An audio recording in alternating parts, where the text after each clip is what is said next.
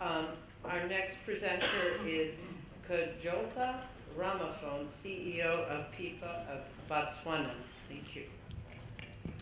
Thanks a lot, and good morning, all of you participants. I would like to take this opportunity to just share with you a few projects. One of the challenges that we are facing in Botswana relates to infrastructure development, mainly around two major sectors: energy and water. Now, the government has come up with a number of projects that are intended to increase the capacity of producing power for national consumption. One of the projects is to come up with a new power station, which will be able to augment the current shortage that we're experiencing. There are two areas there. The first area, which already the discussions are ongoing, is to come up with another power station through the IPP model.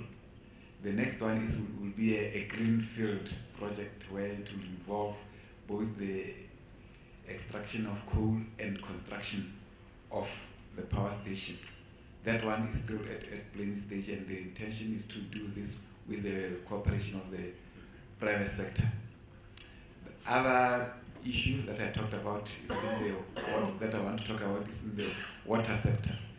The water sector, we have a serious shortage of water, and the intention is to improve the infrastructure to transport or transfer water from the northern part of Botswana to the southern part through a water pipeline.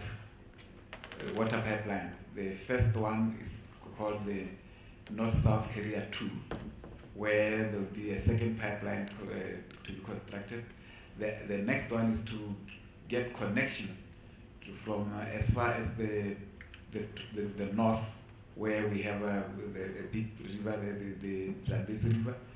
Discussions have already taken place with all concerned countries to allow a portion of that to be transported to provide water to the rest of the country. So all these used to be long-term plans, but with the current experience, they have to be fast-tracked. So there are already a number of project teams that have been put in place to look at the funding model, the issue of how the studies that need to be undertaken. These are driven by our Ministry of Minerals, Energy and Water Resources.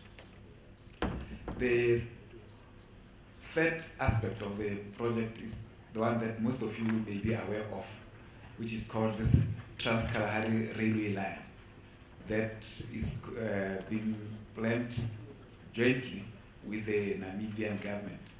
This was initiated at the time when the price of coal was still very, very high. But then, at that time, because it was mainly focusing on transportation of coal through the Namibia ports.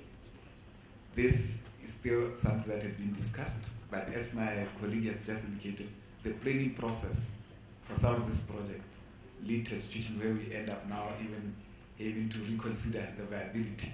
But it is still something that the two governments are talking about, construction of about 1,500 kilometers of a railway line.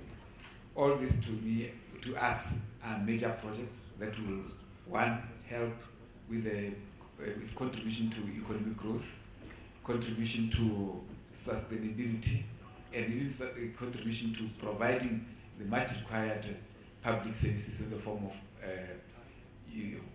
water and electricity. I'll just stop here so that we can have a further discussion. Yeah. And I think these points, and we need to push ourselves on it, two critical success factors: having available funds for project development, okay, and then two, what we talked about as evidenced by the EU facilities, being able to have blended finance. The viability is going to be a function of those two stages. And so I think this is something to take your experiences. We need to push on. So if we now thank you. Doing business in Africa, you can't afford to be without Africa Investor.